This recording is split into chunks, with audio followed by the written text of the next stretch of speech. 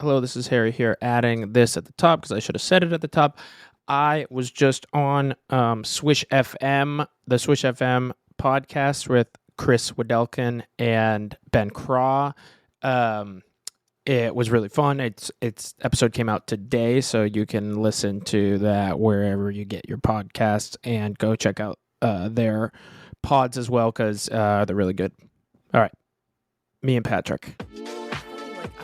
Kind of like I think people like Michael Jackson. I'm kind of a unique kind of character.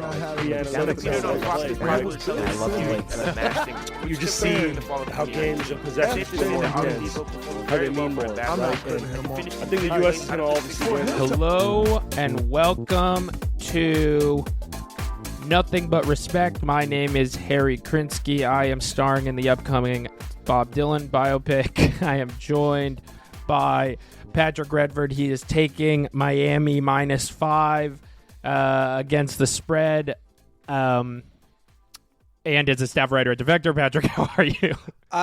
Good. Sorry, I was busy looking at the MAC and SWAC and post Pac-12 unconfederated zone second team all special teams for the conference, and I really think they fucked up with like a long snappers across the board. The evaluations are bunk. So I will be making this point on ESPN very soon. So I'm just doing my ball knowing research.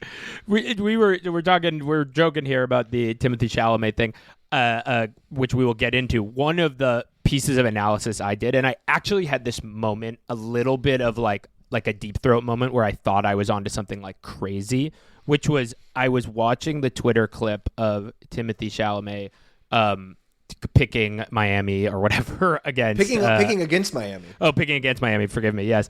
And he turns to Pat McAfee and daps him up in this like really beautifully rehearsed dap. But when I initially watched it, I for a second, maybe Zapruder film is the better historical comp, because I thought the dap was off. I zoomed in and I was like, oh wait, did they fumble the dap? Which would be kind of like a red herring for everybody's conspiracy that Timmy like doesn't actually know anything about ball, because if he can't do like a perfect executed dap, like that would be an example of a like proof of what we all believe, or what a certain group of like SEC hardo wants to believe, that he's like a state actor or whatever, but which would be that he fucked up the dap. But then I looked I looked into it. I watched it like 15 times, zoomed in, and it's actually the dap was initially fumbled, but then recovered in this dexterous handshake style way that actually, to me, makes me think that Timmy did play organized sports at a certain level because of how he was able to adjust the dap. That's like, I feel like there are a lot of clips and images of him like playing pickup basketball in New York, like from very recently and throughout the decades, right? Like I feel like I've seen him and Sandler actually getting it at one of the outdoor courts there somewhere. Yes, which is great. I mean, good, to as a celebrities should be doing more stuff like that, like just hooping around, nothing. I always forget that McAfee, like not forget, but like he was like an NFL athlete, and I think just because of like the way, I'm just trying to say this respectfully, his physicality is strange. He sort of has this like looming bad posture, like he's hulking, always yeah. he's like the most sunburnt man I've ever seen. Always in tank tops, and just kind of has this like this presence to him. But like he is, he's a fucking great athlete. Like he played in the NFL. Yeah, right. Just because he's like a weird, like vaguely alcoholic looking ESPN guy doesn't mean that he still can't move. So it's good. It's good to see, our on-screen talent showing their bona fides. Yes. What we are talking about here, of course, is the curious case of Timothée Chalamet knowing ball. For those who don't know, Timothée Chalamet is doing press for the upcoming Bob Dylan movie, which I want to pause on this actually for a second, because my initial thought was like, why would ESPN overlap with Bob Dylan fans? But then I was like, of course they would. The people who watch cable TV are the only people who remember prime Bob Dylan. So he goes on the College Game Day show, the ESPN kind of headline college football thing, and delivers a smattering of extremely ball knowing picks where he's like talking with the cadence and word choice and sort of well rehearsed understanding of basically somebody who sounds like they really know football. Like he sounds like a college football analyst. Yeah, he's naming like MAC players, and he's the only one to pick Ohio over Miami, Ohio, and like makes a pretty coherent and ultimately correct case. Yes, he's like, I got a few quotes there just to show I'm looking at fourth-year Bobcats quarterback Parker Navarro, which is great. And then I'm going underdog Bobcats here, which he says and then executes this dap. This then created a storm, a minor media storm around college football fandom where there was kind of, I saw it, I'm curious what you think. I saw two main camps. I saw people who were like, that's awesome, Timmy knows ball. And then some people being like, he's faking it. He's reading off a teleprompter. He does not know ball at all. They're hoodwinking us. I think the true take there is the synthesis one, where it's like I think people who are in the former camp who are like, oh, he's just or maybe the latter, who's like think he's just faking it or whatever. I think they have a fundamental misunderstanding about what like sports television is, and especially this studio show is, like generally. Like right. Those people are not there because they like know ball the most and can have like the most nuanced conversations about fourth year QB Parker Navarro. Like it's an entertainment product, and they're there because they can say these things in like a funny, convincing way.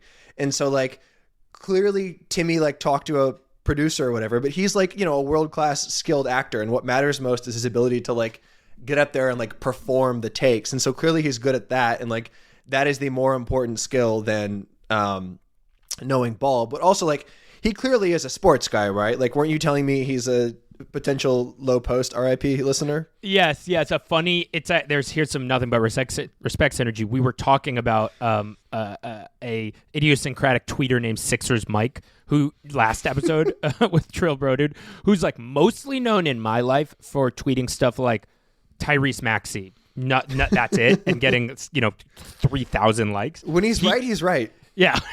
He tweeted something that went mega viral, which was Timothée Chalamet follows 44 people on here on X, and among them are Bill Simmons, Zach Lowe, and Woj. So clearly, and he plays basketball with Adam Sandler. Like there's a clip of him on Jimmy Kimmel, which I want to talk about later, talking about how much he loves how much he loves Bill Simmons and like kind of loves The Ringer. So and I mean like the other there's clips of him asking for an Amari Stoudemire. Yeah, I was going to ask about that. In like 2014, he waited for hours to get a Stoudemire signature, and Tim Bontemps is in the background of that photo too. Wow, awesome! It's got the NBA deep state closes in. I mean, I sense there's a funny talking about the actor prep, right? He is of course a genius actor. He can probably like if he was given like a month, could figure out how to be young Bob Dylan, so he can figure out how to be a fucking Kirk Herbstreit. I wonder if he's going to do the crazy ass voice in the Bob Dylan movie. He's got to, right? I hope so. Me too. Yeah. I mean, well, whatever. I could not be less interested in a Bob Dylan biopic. Yeah, that's not my problem. But shout out. The synergy of this is, or like kind of the synthesis of some of this that I want to say is like Timmy could probably figure out how to be a Kirk Herbstreit if he had like 6 months to prep. But the fact that as part of this press tour, I think he was able to so seamlessly act athletic in a way that even like Matthew McConaughey stumbles in these moments shows that he's drawing on something real. Like I get the sense that basically I'm agreeing with what you're saying, which is it's a synergy of both, which is he was uniquely primed to be good at this, almost probably because he's watched so much fucking College Game Day. Yeah, it's like he's clearly done the right work. And like the McConaughey point is interesting because he's like Mr. Too Damn Texas. He's like always tweeting about sports and stuff, and clearly is like going for some sort of like sports adjacent angle. But then like comes off as like a weird famous actor guy, and the way that like I think Timmy's outfit specifically and stupid little mustache are like pretty important parts of this. Like he has like the big pink jacket. He looks like a college kid. Yeah, and the more I think about it with the McConaughey thing, there's a because McConaughey, whenever he's on there, feels out of his element. It's always like, oh, he looks nervous. Timmy either was like, I'm so comfortable with Pat McAfee because I watch him 3 days a week and he's my friend, or doesn't give a fuck about that because maybe he's like famous in a way we could not even comprehend, that he felt comfortable. But either way, you're totally right.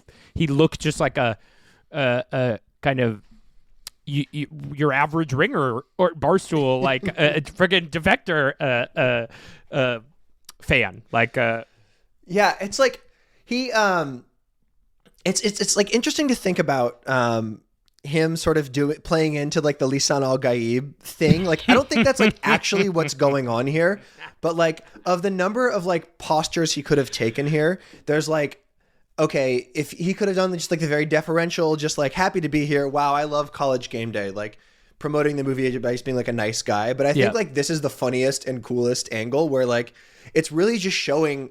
It's like an advertisement for him, the actor. And it's like, this works as movie promo because you're like, wow, okay, this guy can learn how to do Pat McAfee's job 100 times better than him in like with 2 weeks of prep. Like he must be able to like portray Bob Dylan. Like you're just showing, it's an advertisement for like him and his skills, like in a really effective way, I think. It would be funny if there was some memo gets leaked in a few years in the next like Chinese Sony hack that it reveals that Timmy specifically picked 3 underdogs because that would like that was tested to prime people to believe in the Dune arc more. Like he's much like the Fremen. He's like a man of the underdogs. Well, something I'm going to investigate now. I'm going to file a ton of FOIA requests at Miami of Ohio to see if there were any mysterious transfers of funds from anyone affiliated with the Chalamet crime family or the production company that made the Bob Dylan movie. Because what if they paid off the Miami coaching staff or quarterback or someone to allow fourth-year QB Parker Navarro to pull off the upset, specifically knowing that this was in the works? It wouldn't even need to be deep state. With NIL now, like Timmy's independently wealthy enough to That's true. To just throw some NIL money at Miami of Ohio. He should sign fourth-year QB Parker Navarro to like a small time, and like that would be funny. Yeah, or even like one up Portnoy and sign him to a $10 million deal. I want to read a text my friend Isaac sent me because I think it's a good. If there is a larger sports take about all of this, I think Isaac did a great job of summing it up. Which is, he said, he sent me the link really early on. To his credit, this was like before the first guy I sent it to me. He was like obviously picking him to me as a guest pick. As a guest picker was ridiculous and some sort of PR backroom favor. And obviously, he's just sort of memorizing a script. But nonetheless, you can't teach that level of literacy as it comes to speaking about sports, which is basically what we're saying. Then he continues, which is devastating to the SEC burnerverse base of college football fans in their attempt to gatekeep the sport from non-Southern bros who appreciate and or love this absurd sport. This will either mend the nation or tear it apart further. I completely agree, and I think Isaac's onto something in that the funniest part about Timmy here is that he's like a twink. Like that's the funniest part. Manhattan lifelong resident. You know? Yes, and he projects, and even until recently, basically looks like somebody who would not know. Who would like say sports ball? You know, like he just doesn't track as a ball knower. Yeah, and I really liked your take, essentially mapping this on to the like November 7th, 2024. Everyone was just talking about Theo Vaughn and being like, we need to create a left wing, whatever, you know. Yeah, like the podcast election hand wringing. And I think your connection here is genius. Do you want to explain it? Yes, I will. There's basically 2 culture wars here. So like I think the right lost the SEC burnerverse right de facto lost the culture war around like New York small emaciated guys can now like sports. Like, I'm sorry, the right has lost that one. We exist. We're flooding cities and electing Chesa Boudin and being like fucking, Brock Purdy's elite or whatever. We will seize the means of production, but in the sense of like gaining yards on a football field. Exactly. Yes. But perhaps the right has won a larger and more important battle, because in 2022, Timmy Chalamet goes on Jimmy Kimmel, excuse me, and is in a gray cashmere V-neck, clean shaven, and says to Jimmy Kimmel, like, I love Bill Simmons. I love The Ringer. That is 2022. In 2024, he is in a pink puffer with just a dogged out mustache, dapping up Pat McAfee and being like, I'm taking Parker Navarro. If that is not New York City shifted 10 points left in the right in the election. If Timothée Chalamet does not exactly represent what is happening to young men politically, shifting toward the sort of the Zinternet and the soft power manosphere, like this is the battle that the left has lost right there. Yeah, that's like I think that's so true. My connection here is that I, as you know, had the world's fucking stupidest mustache when we started doing this podcast, and then for a long time before, and I shaved it like the day this dropped, and I had not made the connection until right now that maybe I was trying to distance myself from the ball knower. Like I can't imitate his powers. Well, what do we do about he's too this? serious. How do we do about this? How do we bring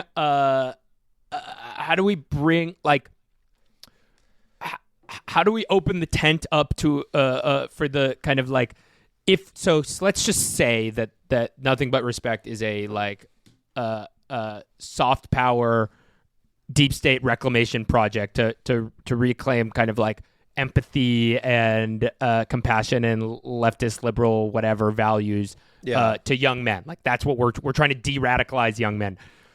What do we do? I mean, the check hasn't quite cleared yet, so I haven't really gotten my full marching orders from the left-wing Peter Thiel. Yeah. But Bill Simmons. Yeah, basically. I mean, I don't know. I wish this was an easy question to answer. I guess but that's like, $1 million question, right? Yeah. I think just like, be an open place for earnest dialogue about the Sacramento Kings, Golden State Warriors, Detroit Pistons, things of that nature, and just let them know that like this is a non-competitive place for ball-knowing takes. Maybe that's the Chalamet synthesis here, is that like this doesn't have to be this internecine, like hierarchical thing of sports knowledge. Is basically that like anyone can be a part of this, anyone can learn to know ball, and there's like this expansive and inclusive vision that starts there. Mm-hmm. Somehow you can win an election in 4 years off that. I don't know. I'm in the wrong line of work to draw those connections, but maybe that's like the start of something. Yeah. We can have a Nothing But Respect brat summer next. It's not. I mean, the name of the podcast is Nothing But Respect. Like, right. All you have to do is just apply that thesis to like ball knowing, and then you're good to go. To ball knowing, to city planning, to tax bracket, various the way we tax, various tax brackets, all that stuff. All right. Well, moving into ball itself, you texted me. You've been actually gestating on this theory for a few weeks. You've texted me at various times, like, but now I feel like it sounds like it's fully cooked. A Draymond Green theory. So what are we talking? Lay this on me. To take listeners behind the curtain for a second, my main role in the production is I will just be watching West Coast games, and then at like 10:45 on a Tuesday, I will just text Harry like, I have a Jabari Smith Jr. theory, and then never expand until we get on the mic. So this happened. I developed this Draymond Green theory as I was just like walking around my neighborhood thinking. It was after the Warriors Rockets game where Green was out, and I was just thinking about how it's so funny that Draymond Green is this like total genius on the basketball court, like this undersized center who's like an incredible passer, one half of the best like two-man game of the past decade, like a transformative defender. I think like has played a pretty serious role in like the way basketball is played because of like how smart he is. But then all of his work off the court, in the studio, on his podcast, everything he says publicly is like so stupid. And I think about how strange it is that like he can be so good on the court and so good at like this, I think, much harder thing of like knowing where to stand and stuff. But then like as an analyst, as a teammate, as like a public figure is just kind of so wrongheaded and unself-aware all the time. And so my theory is basically taking that, applying the inherent mysteriousness of Draymond Green forward to then explain what makes every great dynastic NBA team great. And the theory is this: every really great team has to have some element of mystery to it. And I think it'd be an interesting exercise to go through. And like Rodman on the Bulls is the obvious one. And then you think like Draymond on the Warriors, I think is like the perfect case of this. Obviously he's like the genesis of this theory, but then you think about, okay, it doesn't really make sense that a 6'6" center, second round pick who punches his teammates should be this like transform and like cost the Warriors a title by kicking people in the dick and he couldn't help it, is like also one of the best players of his era and like one of the most era defining, I think. And essentially it's like the fact that the good stuff he does is so good and was so unusual when it came out shows the last part of this theory, which is like the way teams solve for that mystery or the way they make it make sense has to break basketball a little bit and explains their greatness. Okay. That's very long and detailed. So sorry for the info dump. But I'm actually I'm following you because the way teams, shift basketball, right? Like I'm thinking about a few teams that come to mind are like the early 2000s Spurs, like that they just had this new idiosyncratic riff does end up coming. It is a synergy between having highly idiosyncratic players, which is always fun and always helpful and always good. But I think what your point is the way the teamwork and which the way is able to solve for that idiosyncrasy such that, there's another universe where Draymond, they're playing him at small forward and he just like never fucking figures it out. Yeah. Like he becomes like, there's like an Amir Johnson career arc out there for him for sure. Right. That actually this kind of intersection of idiosyncratic greatness mixed with team acceptance or like team malleability around that, those two things combined is what creates a new take on basketball, like a basketball innovation, essentially. I buy that a big time. And I think something that I like about this theory, I mean, I'm saying this about my own theory, but something I like about this is that it's like, it's sort of inherently anti-statistical. And I guess like a lot of the mysterious element is if you look at all the numbers, like obviously you're like, okay, here's, what the Warriors are doing. But it's like you have to watch the games and see like the weird, unique shit that Draymond is doing that can like that's like pushing basketball forward essentially. Yeah. And my sort of corollary to this is that I think LeBron is always this player on every LeBron team.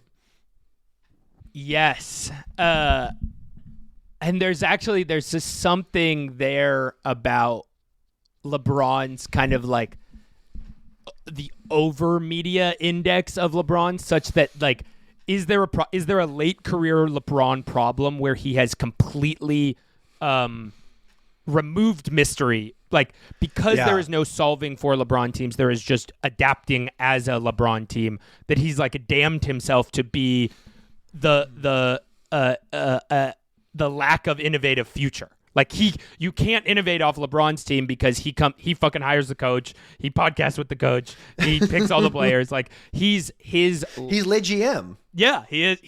But that he's not letting it breathe enough to the point where any kind of like new innovation could come, which is that's interesting. Yeah. And what's kind of funny about that is because I actually want to go through some of these teams now and think about like what was idiosyncratic about them. Yeah, it's a fun exercise. When you get to the Heatles, yes, of course, LeBron's mastery was amazing. Yes, of course, Dwayne Wade's thing. But the actual basketball framework that was uniquely idiosyncratic was the Chris Bosh small ball five.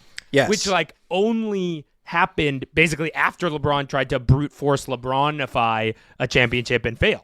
Yeah, he had to get up to 280 pounds and like kind of play de facto center for that to like be a thing that was unlocked. Like I guess the Heatles are a pretty interesting thing to think about here, because like that was the Chris Bosh as 5 thing is sort of this like progenitor of like the Warriors spacing thing that they got to, and I think basically they're solving the same problem in totally different ways. Like because the Heat only have one ball thing was like they never fully beat those allegations. They just kind of out talented them, right. I think, for a long time. I agree, yeah. And I wonder, like, I feel like an interesting tape exercise would be to go back and look at, like, is that when LeBron became, like, a great passer? Was, like, playing on those teams? Well, I think he was an elite passer early on and certainly had an elite sense of teamwork. Like that's always what was really fun about early LeBron teams, is that almost in this fatal flaw kind of way, he was like down to like drive and spray to Boobie Gibson or whatever, even like at his own perhaps to the fault of the team. Where I was going with this is that the mystery, so-called, like that you're talking about, this sort of like Black Swan event, was like LeBron shifting into like late career big LeBron. That he went from like spry LeBron to this dissecting LeBron, where the Heatles, like when they were a real dynasty, the beauty of what LeBron was doing from a passing standpoint was not that he had never passed before, but he had never been like plodding, slow, mid-post. I know exactly the quarter pump fake to make to then spray out to Shane Battier, like that level of, which now to this point of like mystery turned to innovation turned to dogma is like what Luka does and Shea does, and like all of these sort of hyper dissecting heliocentric megastars. That's Harden, exactly it, and that makes like total sense. And I think I've been thinking a lot about the Spurs one, and a friend of mine's theory on this was that Tim Duncan was the mysterious guy at the center of it, and mine was Manu, which I think is a little more straightforward. And I'm sort of like, I'm thinking a lot about the Spurs arc, both before and during the Heatles era, where there was this big push around like 2010, 2011, like right as Kawhi was like really starting to become good, where the entire basket blogging sphere was dedicated to making this case that the Spurs are not boring, because they had just been kind of like, there was this theory they were basically very boring for a long time. And then when they were doing a lot of that like quick passing sort of like, Duncan Renaissance era stuff, it was because they were like playing a style that you could see evolving into Warriors ball a few years later. And I'm wondering where you come down on this. It's a good question, because I totally agree that there was this like push to be like, the Spurs play a beautiful game of basketball. And I'm it's funny because I'm actually also sort of leaning toward your friend saying that the idiosyncrasy was Duncan, because it was what was unique about it was a mega superstar who had a like who seemed to set a culture of team basketball or whatever. I think essentially that people were confusing an aesthetically beautiful style of game, of which the Spurs I feel like somewhat inarguably played, but for something that was lacking what we would grow to love about the NBA, which was like drama and mess. Like they were just not. Tim Duncan isn't a fun superstar. Maybe he plays fun, but he just like specifically didn't want to do interviews. He didn't want to talk. He didn't like nothing ever got out of the Spurs organization. There was no drama. There was nothing human about the Spurs. So I think the people who are trying to claim that the Spurs were fun to watch, they were perhaps technically fun. I don't mean technically like on a technicality. I mean they were technically fun to watch. It's almost like the debate between watching like a Wim Wenders movie, like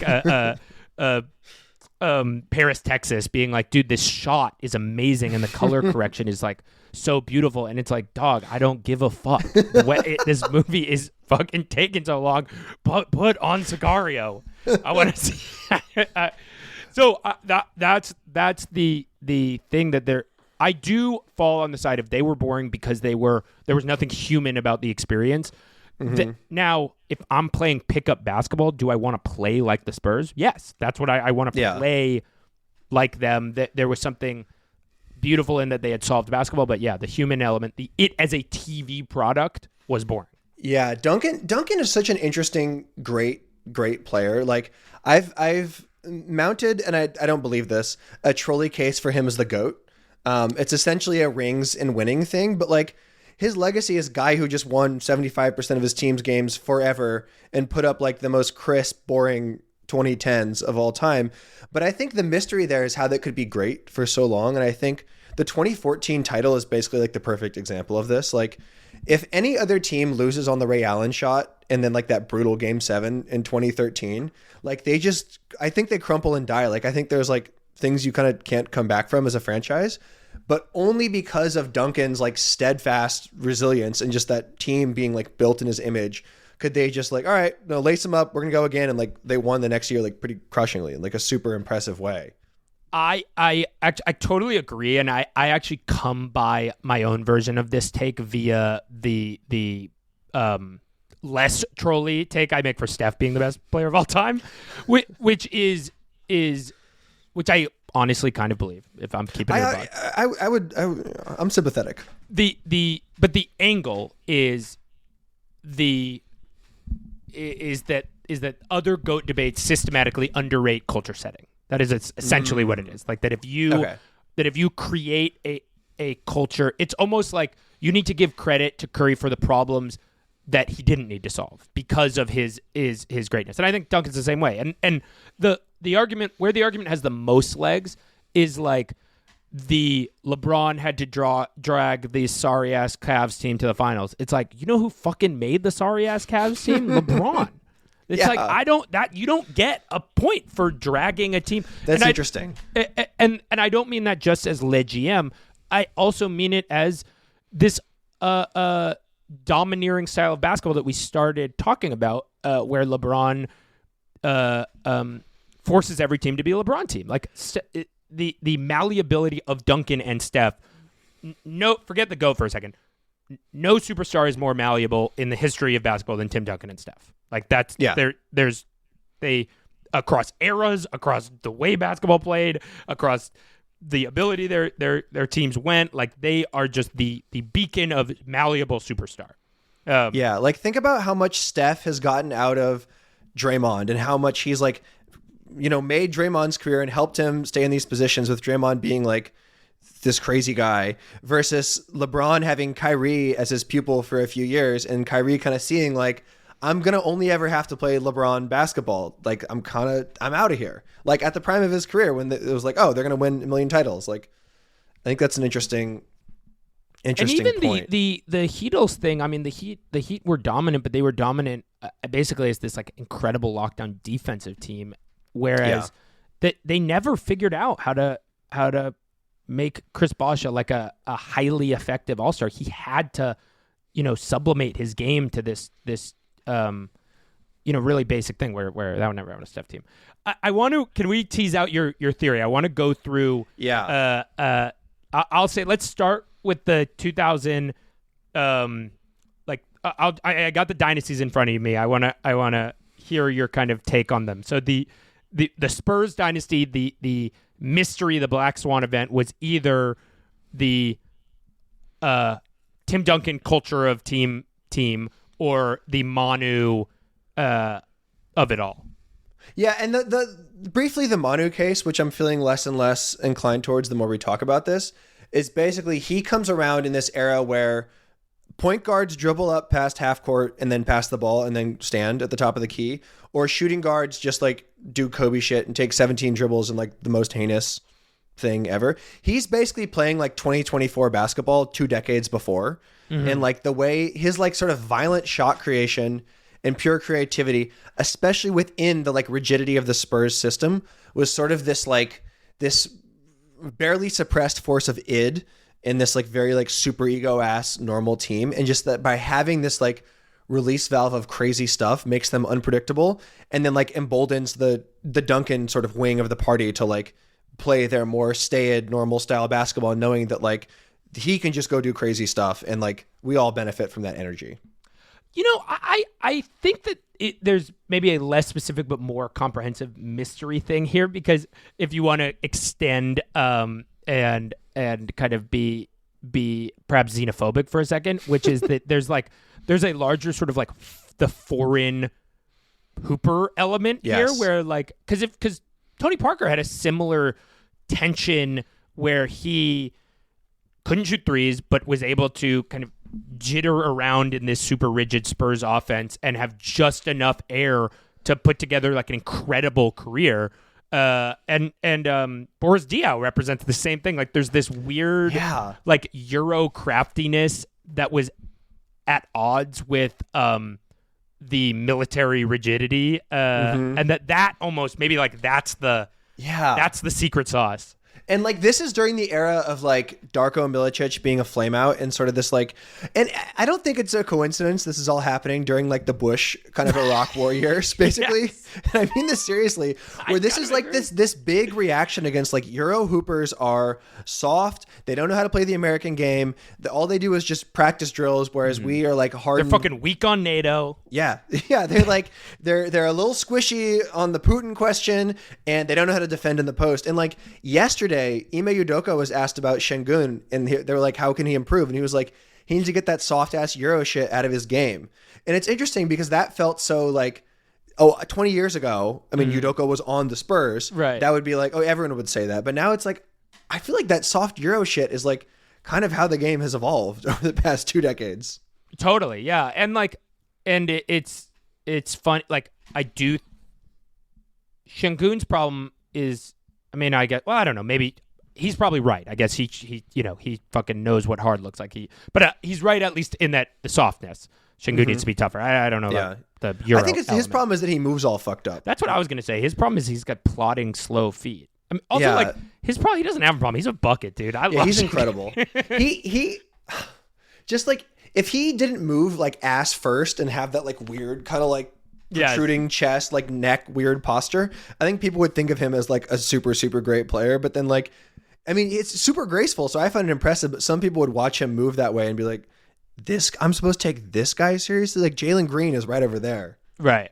And say, no, totally. They have like 6 players on their team that can jump out of the gym, but they're like running these really funny post-ups to Şengün, who again, I love Şengün. But yeah, okay, the next, I would say, team that gets a dynastic nod is the Dirk teams, and I guess it's just Dirk. I think it's Dirk. Yeah. I was thinking because this is like sort of in the Bosch Warriors continuum, but it's like having a big man who just shoots and is like this incredible shooter. Like that was like he took it to an extreme that like no one had ever really thought possible. There's still like, before 2011, there's this very much like Dirk is soft. You can never win a title with him as your best player because ultimately the game is about like getting the big guys down there and letting them fight. And there's this, my favorite Dirk game of all time was the 2011 Western Conference Finals Game 1 against the Thunder, where he scored 48 points on 15 shots. Wow. And there's like Ibaka is on him, KD is on him, and he's out there just doing like the craziest, like real hooper stuff. And watching that now, it's like, this isn't even 2024 basketball. This is like no one, I can't imagine anyone doing anything like that. Like until basically Wemby like really learns how to do his shit. Like it's just, he's so singular, I think. So Dirk was one of my favorite players to watch ever. I loved him. His favorite player to play with in video games. He just was so exciting. 2 kind of other idiosyncratic kind of these. We got to find a word for it because I totally know what you're saying. It's almost like black swan innovation moments. Because the 2 that come to mind with those teams are, one, from a team building perspective, that was one of those teams where we were like, we are going to create a perfect defensive team around our defensive hole. And basically, and what they ended up being, that team has got to be a top 5 defensive team of that year. They had Kidd, they had a lot of old guys, like a really old team. And like the thing that's interesting about them in like the lineage of post 2000 champions, basically, they are like one of the few teams who you can credibly say has like one superstar player. They're built around like one person's talents. Yeah. And like pretty much no other champion you can say that about. Yeah, especially not from like not. Yeah, I mean the only closest one would be like Jokic. Yeah, or like the Bucks. Yeah, Jokic is probably the best example there. But like those titles are super rare. You know, like the Celtics who won last year and are probably going to win this year are like the opposite of this, where it's like, is Derek White their second best player? Probably. But like really they're great because like their top 7 are just like all action, can't fuck with them. The other thing that I think was fairly unique about those Dirk teams, and one of my favorite basketball kind of idiosyncrasies about them, is that they would, and you see this a little bit more now, I think certain teams are returning to it, but they would ISO Dirk at the nail, which was such a unique thing. And it was this thing where if you put a small guy on him, you ISO him 15 feet, he's just rising up over whoever. But if you put a big guy on him, he's doing that like lumbering drive to the rim and getting fouled. And it was this really fun. Again, Dirk was this idiosyncratic player. You normally ISO a 7-footer on the low block, but we're going to ISO him basically like 2 steps in from the 3-point line and let him cook. And it just kind of fucked up the basketball geometry of everything. And now you see basically that is where Embiid operates, is this kind of nail ISO region. Embiid takes cowardly 16-footers, but the Dirk used to do like cool shit. I was just thinking about how cool it is that Dirk's statue is him doing that one-legged like 45-degree angle fadeaway. Like that, like we should do something about like cool signature moves at some point. But like that is one of the coolest. Like I do that shot. I incorporated that shot into my game and spent hours and hours missing and fucking up until I got the footwork right, just because it looks so fucking cool. And in my mind, he has like the baggy ass mid 2000s shorts on, that like stupid sweaty floppy surfer hair, and then it's just like Kevin Garnett is on him, and there's this like 3 pure seconds of grace where he's just like getting into the coolest shot. I love that shot. I completely agree. It's in the absolute pantheon of like cool looking shots. Yeah. Okay, then we have the Lakers, the kind of Pau Kobe Lakers, which that's an interesting. It's almost like it's the triangle of it. I think it's Lamar Odom on those teams. Oh, okay. Because he's sort of, you can see in him like a proto kind of Draymond thing. And if you look at all the stats, they basically say that like they won those in the second run, like in 09, 010. They won those because Pau became their best player. Right. And he was doing the like just totally evolved, like passing big man stuff. But I think what made them really special, and like watching those teams are just brutal to watch because their whole thing is like, we're going to play Pau and Bynum and Meta World Peace and Lamar Odom, and we're just going to get every fucking rebound and we're going to beat the shit out of you. And Kobe going 6 for 24 doesn't matter because we're going to grab 12 of those misses and just jam them down your throat. Right. And I think the guy who makes it work is Odom, because if you can play 3 7-footers, that just tips the balance in your favor to this crazy degree. And like they're built like to beat those big Celtics teams, and like that's how you kill Kevin Garnett, is have like a guy who can grab 12 rebounds, but also like Odom was such a great passer too. That makes sense. Yeah. And then I guess you got the late career Spurs, which we already kind of counted, the Heatles, which we talked about, the Warriors, which is we talked about too, which is this sort of like Steph passing big man, the Toronto Raptors, which one they're the first one to their idiosyncratic plug is player unhappiness. They were able to exploit that like superstars could demand trades at weird times. Yeah, that's the innovation. It's basically they were the ones to figure out like that the dark side of player empowerment is that like essentially players and teams have sort of opposing goals, and that like to win you have to try to win. Like they also made the Marc Gasol trade that season too. Yeah. Although I think their title is, I don't want to use words like Mickey Mouse on this podcast, but if Clay and Durant both don't tear their shit, that's a Warriors title. It's their legacy is kind of like the making a bet on mercenary ball, which is a defining characteristic of the 2020s, and then making a bet on like the weird mutation of pace and space causing like small forwards and power forwards to explode their Achilles. Not to belabor this too much. DeMarcus Cousins played 19 minutes in the closeout game. Quinn Cook played 13. Alfonso McKinney played 10. So none of which are all of which are podcasters now. Yeah, none of those words are in the Bible. Yeah, I guess betting on mercenary. It's like, but the thing that I guess this theory only applies, I think, to like actually like great teams. I don't really buy those Raptors as a great team, and I think the mercenary ball thing is the right read because their innovation is essentially a management one, which I don't find. Like the basketball they played was like not super interesting. Right, it was like at a higher level. It's interesting actually if we are shifting into a new era. It's hard to tell yet, but talk about these dynasties. I mean, and part of this is the apron and all this stuff that's going on in a bigger picture. But the I wouldn't call. Perhaps we are in the beginning of a dynasty if the Celtics win, but I wouldn't call the next three were Bucks, Golden State, Nuggets. Maybe you can say the Nuggets as this Jokic revelation, but like those are all there isn't a inevitability of any of those teams. The closest one I think would be the Celtics and the kind of inevitability of. And this actually gets us right into the last segment, which is like the inevitability of having a jagless team,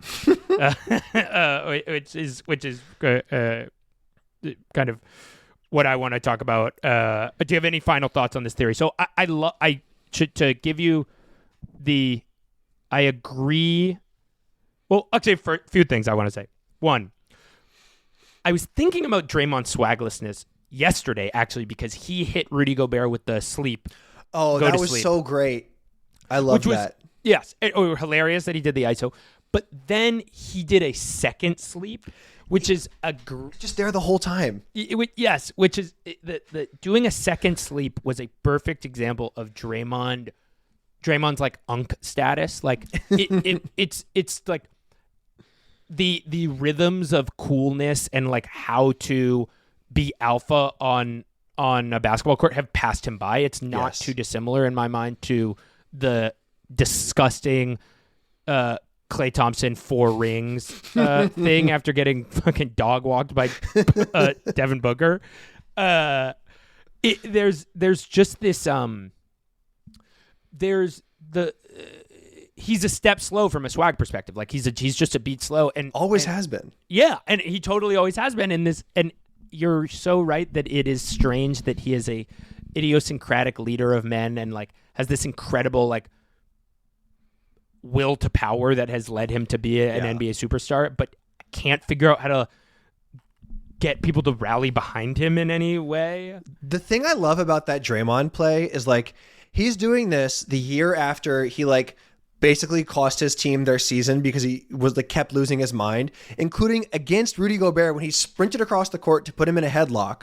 And like this is all is post him costing his team a title, whatever. Most players would like round out the idiosyncratic corners of their game. Fucking Draymond 1 year later is like making a point of dunking and then holding this fucking celebration for a minute, but then also doing it wrong. Like the pillow placement on the sleep is like all incorrect, but like the fact that he is just like continues to go and go forever and will never learn his lesson is like, you don't want to just like valorize a guy who's like doing on-court violence all the time, but like that's part of what makes him special.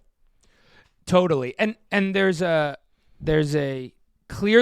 a break here between narrative and reality where like we want to imagine Draymond is a winner and has a narrative of being just like a winner, a crazy, competitive, all this stuff. But there's clearly like that narrative is too clean. Like he's also just like insane, I guess, and that has helped in a little bit of random ways has helped and clearly hurt him. And it doesn't quite fit in a box. His kind of exactly. Like there's a insanity. mysteriousness to it. Like you can't fully square it all. Like you can't just be like, well, Steph just made the shots and so he papered over it. Like it's, I don't know. I find him so fascinating.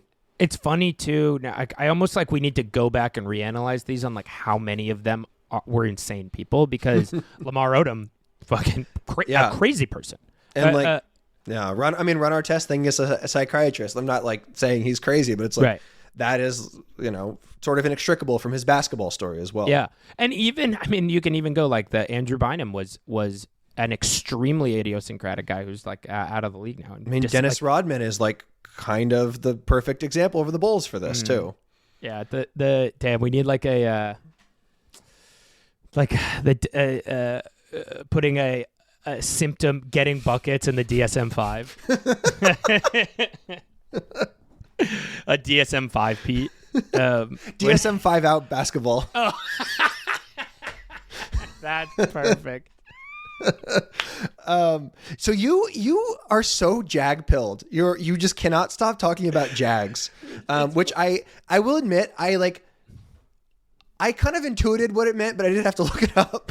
I didn't know either. I was watching the Genius television show Inside the NBA.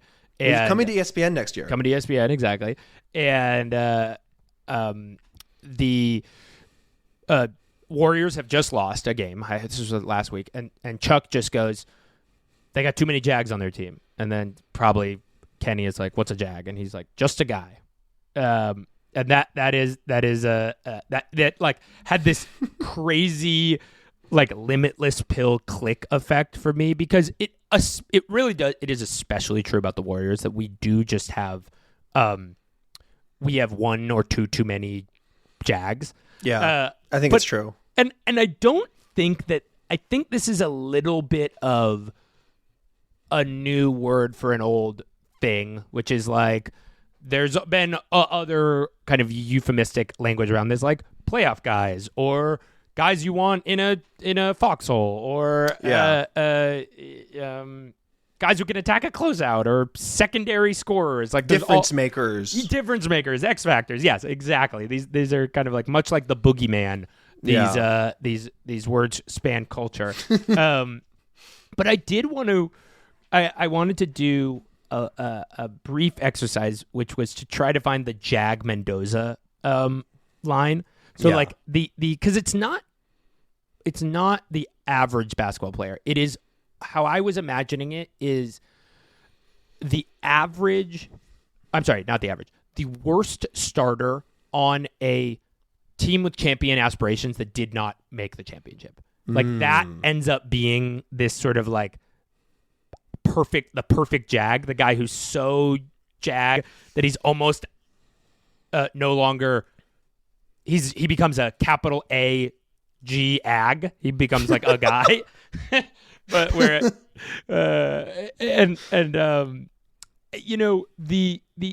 don't think I could. I couldn't come up with like a perfect Jag. I want to give you.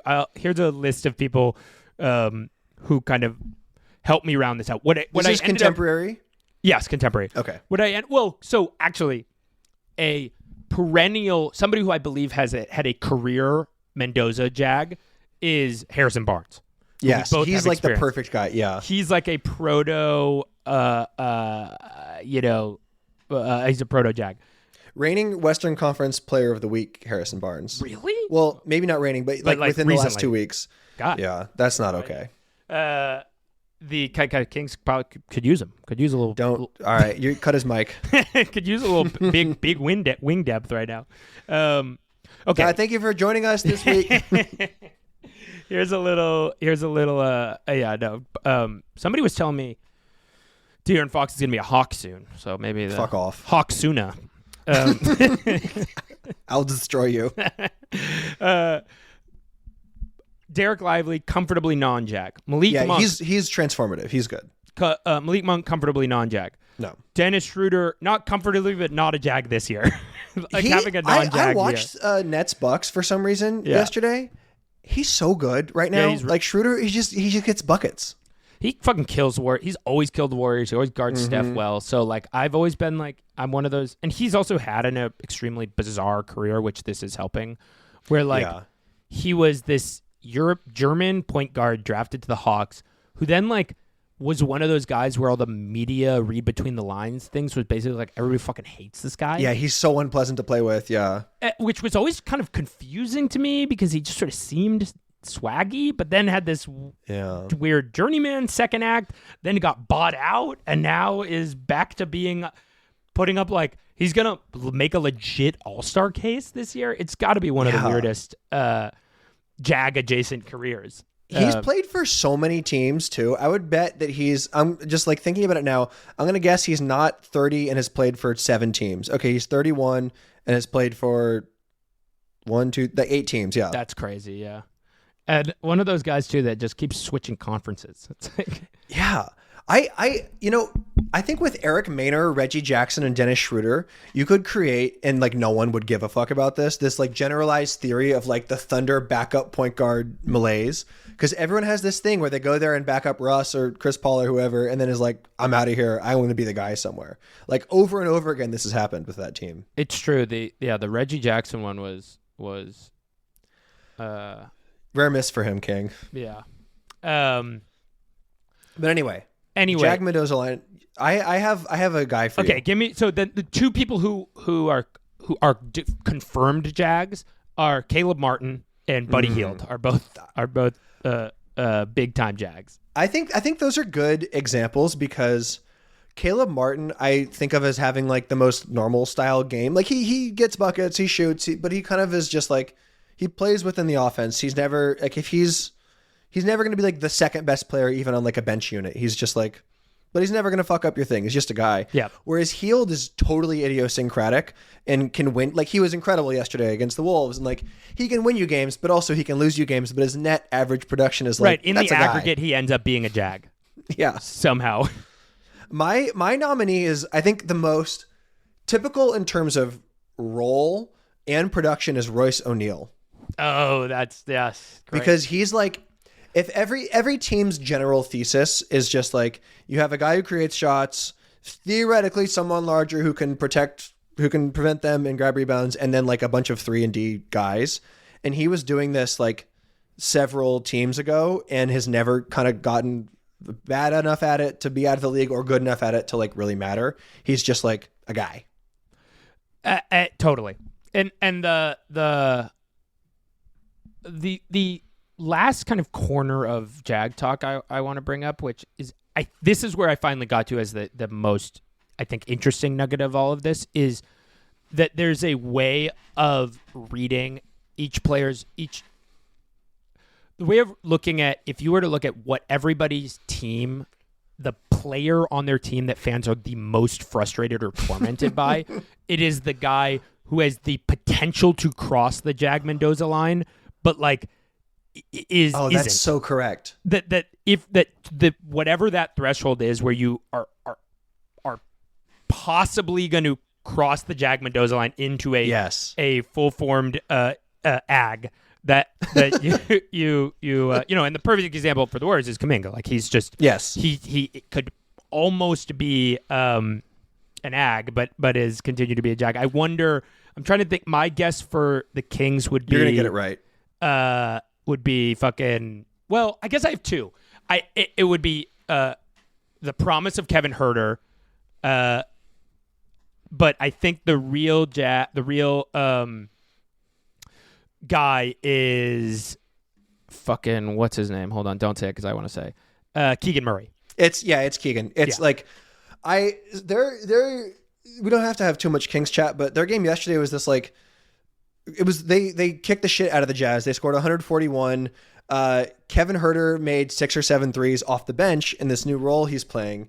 The funniest part of that is that Dougie McBuckets came in garbage time and hit 6 threes in a row in 5 minutes. Whoa. It was fucking great. But Murray is definitely the guy because his rookie year, he sets a new rookie record for made threes and is just this like blunt object in the Kings offense. And you can just, okay, we'll pencil him in for 44%. It's going to be so cool if he can get good at rebounding and defending. And now he's like a great rebounder, like he shut down Lauri Markkanen and Donovan Mitchell. Like he's really good. and cannot hit a goddamn three to save his life. And Strange. it's like that's what makes him the perfect guy for this, because his production says he's just a guy, but then you watch him and you're like, okay, he has these two elements of his game that are like transformative and has never found a way to fuse them together. So Totally. perfect. Yes, and there is something about the in the theater of small sample sizes with players you are hopeful about, you latch on to things. Like the best example I can think of is like the Zion Williams' first game hitting 4 threes, and everybody was like, he's gonna be a League's over. yeah, right, and like he maybe hit 6 threes that year, just 4 of them happened to be in the first game. The Kuminga, same thing. Like Kuminga was built as a project, because we sucked, had a weirdly idiosyncratically productive rookie year, and then has been on this like crash course of frustrating expectations. Another, I suspect Christian Braun represents the kind of like Jag Mendoza line for the frustrating Jag Nexus or whatever. He's been good this year, and I think the Nuggets are sort of the thing that's funny about them, because like, everyone's talking about how like, okay, Jokic is so much better than all of his teammates. Is it like a Shohei Ohtani type situation? And like Braun has been very good, but I think it is impossible to really talk about anyone's like basketball aptitude or whatever outside of the context of Jokic. Like I have this sneaking suspicion that like maybe MPJ just like sucks. Like maybe he's a pure Jokic merchant. Like obviously KCP has been okay, but like he's not shooting nearly as well because he's not getting those kinds of open shots. And like, yeah, I don't know, but I think Braun is a good one here too. Yeah, I'm sure we could go through the list and just be like, of these teams that and again, maybe we can like, I was doing a little bit of like team Jag analysis, and I do think, maybe to go full circle, if there is a unique idiosyncrasy to the Celtics dynasty, it is their lack of Jags. Yes. They're all their 5, and even if you're counting Pritchard as their fucking stupid psyop bullshit 6 man. This is gonna be a Marcus Smart thing. In like fucking Peyton Pritchard is gonna win the stupid Celtics 6 Man of the Year award, and then in 2 years he's gonna be averaging 9 points a game on the Pelicans, and it's gonna be like, oh, guess we're not talking about fucking Peyton Pritchard anymore. I hate it, but yeah, it's like and that's actually like a very good way to think about both the Celtics and this season broadly, because like we've talked about it a little bit. Like one of the operative trends is just like depth and the fact that they can go deep with like good players. Like they'll play Drew Peterson for some reason for 10 minutes and he'll do well, or like, oh, here's Baylor Shireman for some reason, and like because the system is so good it just kind of works. Yeah, I think the jaglessness of them, and like OKC I think is another good example of like, yes. I don't think they're very jagful at all. No, I had I'll run this quickly. So the 1, 2, 3, 4, 5, 6, 7, 8 teams with the 8 playoff record. The nothing but respect Jag analysis is in their starting 5. Celtics 0 Jags. OKC 0.5 Jags. Carson Wallace. Knicks. Well, the thing of OKC that's interesting too is they have the 4 set in stone starters, and then they rotate that 5th spot through a variety of kind of semi-jagful guys. Yes, like guys who they almost have created a non-jag spot in the aggregate Moneyball style. Yeah, like exactly. They've like created like Dante DiVincenzo in the aggregate, who is post jag. Knicks 0.5 Jags. Mavericks 2 Jags. Cavs 1 Jag. Nuggets 2 Jags ? Because of the Jokic thing. Suns 3 Jags. Warriors 3 Jags. Those are the Warriors 3 Jags in the starting lineup. I'm going. Kuminga is a Jag until proven I guess otherwise. They switched that starting lineup. Like TJD just had a DNP-CD yesterday, which is way too many letters, but you understand what I'm saying. Yeah, TJD, TJD, DNP-CD, GSW.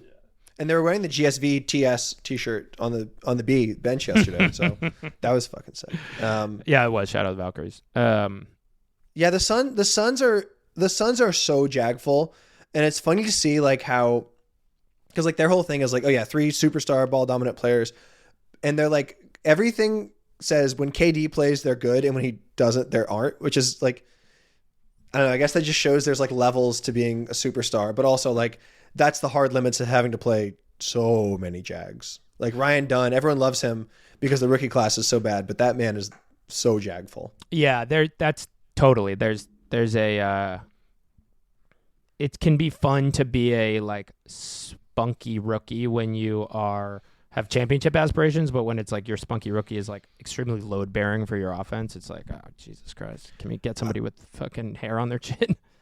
I had I ran every NBA player through I had them ranked by per on Basketball Reference. Okay, nice. And through this I'm finding several good Jags. I think okay, give me some. What's the PER for a Jag that you're seeing? The like. Well, so it's actually weird because I'm like going through the PER now. It's like Drew Holiday has a PER of 13.4, which is like below Moussa Diabate, but barely above Harrison Barnes. Like that's fucking weird. Yeah. Draymond Green, his PER is 13.1, but the guys on either side of him are Quentin Grimes, who I think is a Jag, and Shaden Sharp, who is totally not. He just can't shoot that damn basketball right now. Bronny James is like weirdly high in PR. Maybe. But then like DeJounte is like super. I think the sample size is too small to like really like Luguentz Dort is mega low on this. I think Grant Williams is a Jag. I think that's like a perfect Jag. Yeah. Yeah. I mean, there's much to talk about. You could go into, because then there's this weird, you get kind of like your Jag card exempt if you're like a lockdown defender, or if you're like if you represent a tough guy mentality on a team that needs it, you're sort of like Dylan Brooks is. Yes. You can't really think about him in this framework. He's post Jag, yeah. Like he has one of the lowest PERs of anyone who's played like more than 700 minutes, but like you watch that team and you watch him play and you're like, that guy's good at basketball. Like he's doing stuff. Right, he's doing something. But then you're also sort of like, should he just like not play and Tari Eason should just play the whole time? It's confusing. He went like 0 for 11 in a game recently. Awesome. And I watched that and just think like none of these shots he should be taking at all. But give that to Amon Thompson. He needs to practice. Yeah, seriously. All right. That is all for this week. Thank you, everybody, for all the support. The numbers are going up. If we are nice. people are listening. Thank you for all the kind words. All the sharing, all that stuff. It really does help. It's like I give the spiel every time, but just in our post algorithm universe, all the person to person sharing. That's what we're all about. I thank you especially. I should have said this at the top. Maybe I will re-record something at the top. But I was on a podcast that came out today. I was on Swish FM. Oh, nice. It's if you like this show, you would definitely like that show. They have more their takes are less state funded conservative takes than us. They're I think maybe funded by more like moderate or liberal groups. But the production is insane. They're the Chris who edits the pod like puts in all this amazing soundscape. It's like just from a production design standpoint, it's awesome. So, but it's also just a great pod. So go check that out. What's up with you? You got anything to plug? I have a really, really stupid post coming tomorrow on Defector. I told Harry about it earlier. I don't want to tease it too much here, but I'm excited for this one. It's very stupid. Beautiful. It is something I'll say there's some overlap between the NBA. I think there's when you talk about one of the main things you're talking about, you got to talk about basketball at some point in that. Maybe we will on an episode. All right. Well, thank you. Thanks for joining us. Thanks for listening. Yeah, I appreciate it.